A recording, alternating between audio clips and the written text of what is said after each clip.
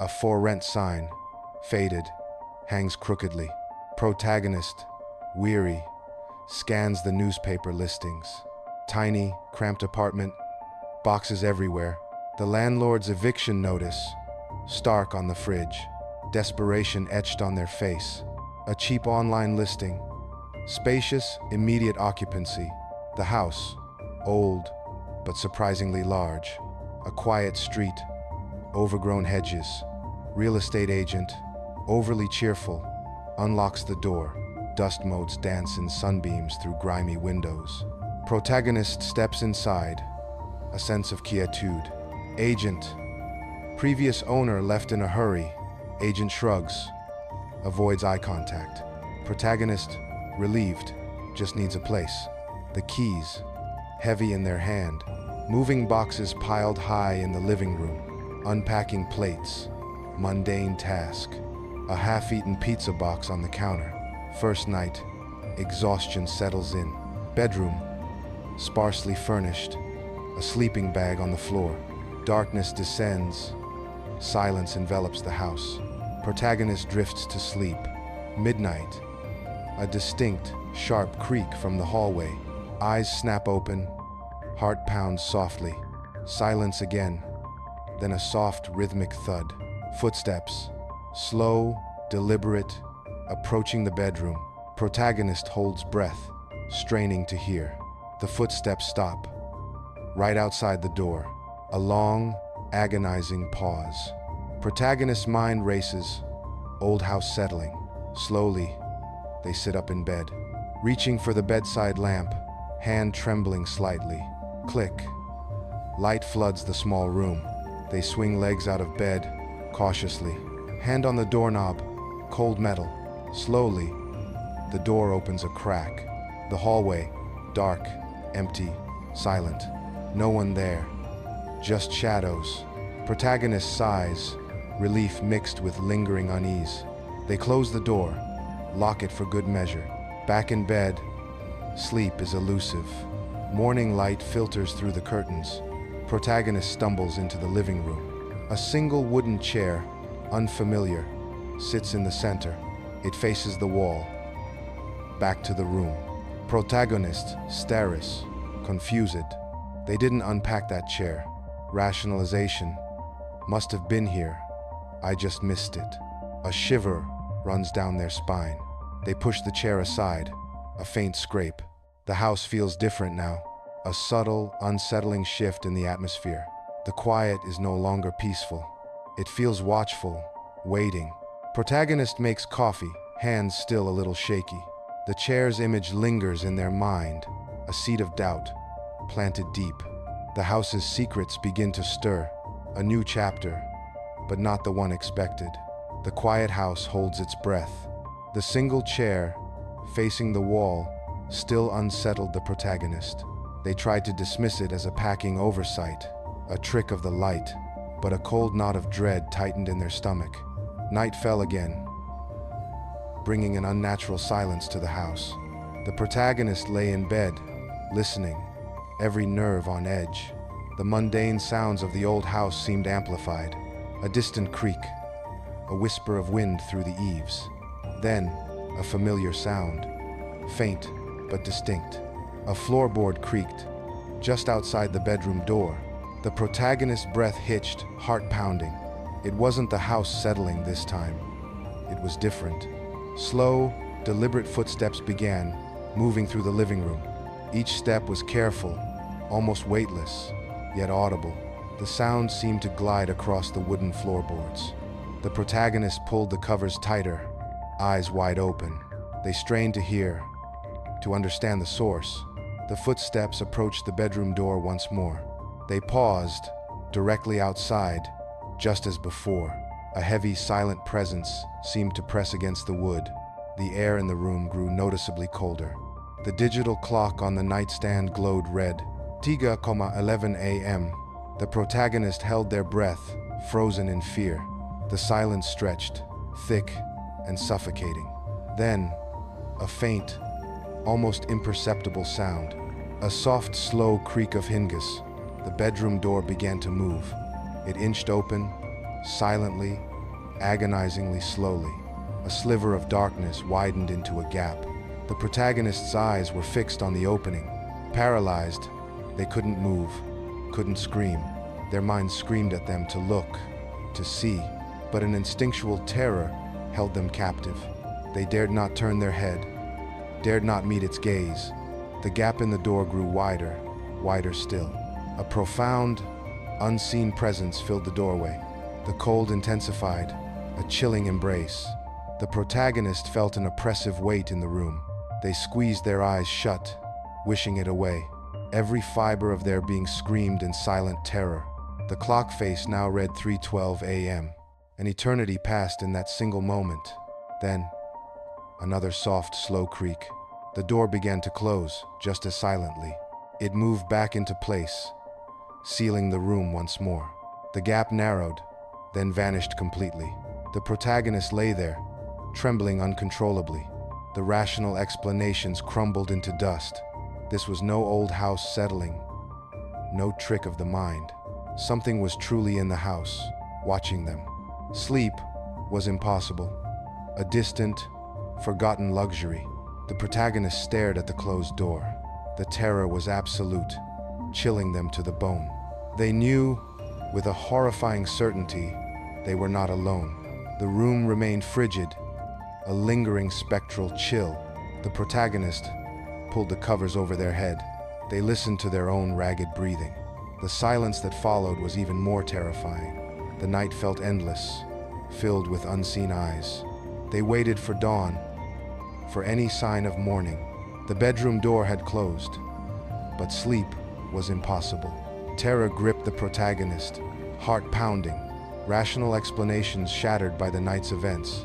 A desperate need for answers consumed them. Morning light brought a fragile resolve. They would search every inch of the house, no more ignoring the inexplicable. The protagonist began in the living room. Every closet door was cautiously opened, empty, save for dust and forgotten items. They checked under beds, behind furniture. Nothing, no visible intruder. The kitchen yielded only mundane appliances. Next, the hallway closets. A broom, old coats, but nothing sinister. The bathroom, sterile and silent. A growing sense of dread, yet no discovery. Finally, the basement door. It creaked open, revealing dark stairs. A flashlight beam cut through the gloom. Cobwebs brushed against their face.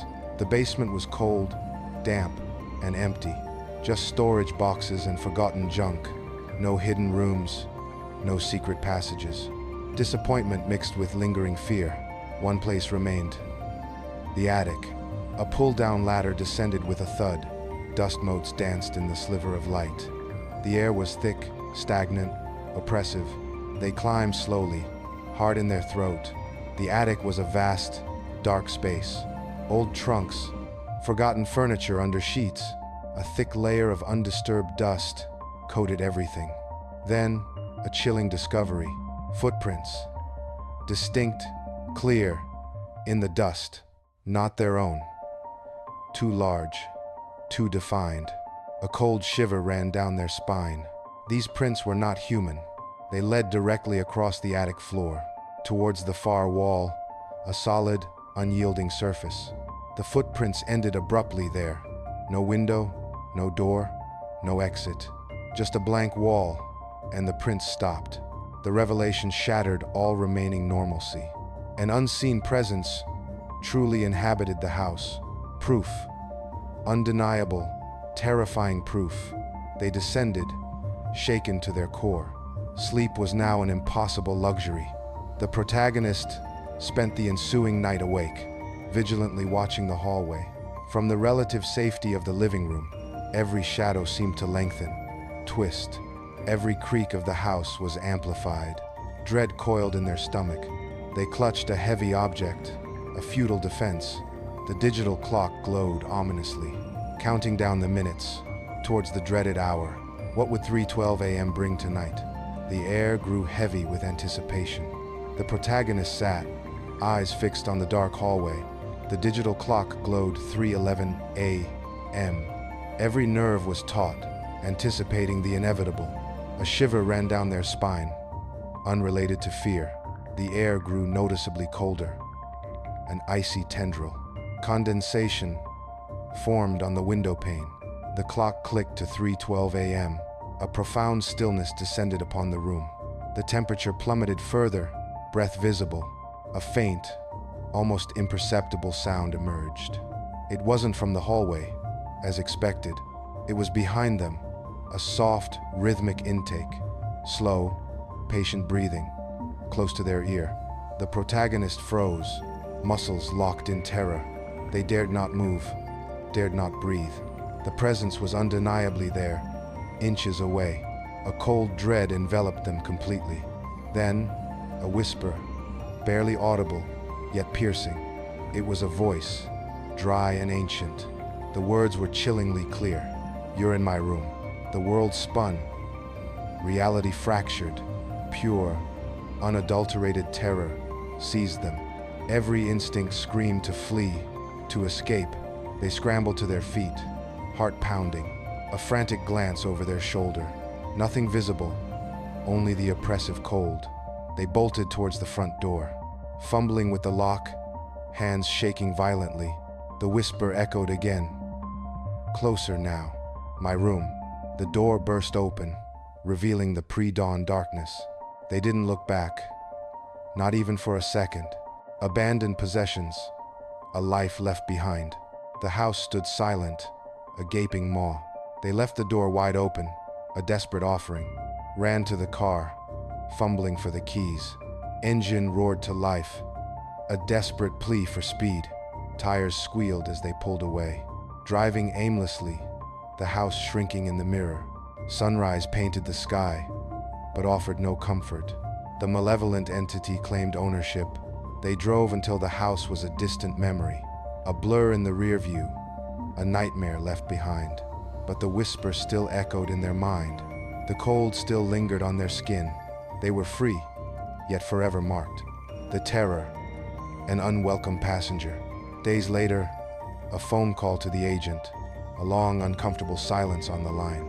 The agent's voice, hushed and strained. The owner didn't move away. My hands went cold, a sudden chill. He was found inside the house, sitting in a chair, facing the wall. I never went back to that house, but sometimes, late at night, in my new apartment, I hear a floorboard creak in the hallway. Slow footsteps, careful, familiar, stopping just outside my door, waiting. The sun rose, painting the sky in muted grays. The protagonist drove, eyes fixed on the rearview mirror. The house, a dark silhouette, receded into the distance. Every mile was a desperate attempt to outrun fear. Days blurred into a haze of sleepless nights. The image of the empty house haunted every thought. Fear gnawed, but questions lingered, demanding answers. Who was the previous owner? What really happened? The protagonist clutched their phone, hand trembling. A deep breath. Time to call the real estate agent. The phone rang, each tone echoing the protagonist's anxiety. "Hello, this is Sarah from Realty Group." The agent's voice, professional, yet distant. "Hi, Sarah. It's about the house on Elm Street." The protagonist's voice was hoarse, barely a whisper. "Oh yes. Is everything all right?" Sarah asked, a hint of concern. "No, not really. I need to ask about the previous owner." A long, uncomfortable silence stretched between them. The protagonist's heart pounded in their chest. The owner didn't move away. Sarah finally said, quietly. The words hung heavy, chilling the protagonist to the bone. "What do you mean didn't move away?" the protagonist pressed. Another pause, longer this time, filled with unspoken dread. There was an incident. Sarah's voice was barely audible. The previous owner, Mr. Abernathy. The protagonist gripped the phone tighter, knuckles white. He was found deceased. Inside the house, the revelation hit like a physical blow. A cold wave washed over the protagonist. When? How? The questions tumbled out. About 6 months before it went on the market. It was peaceful, they said. Natural causes.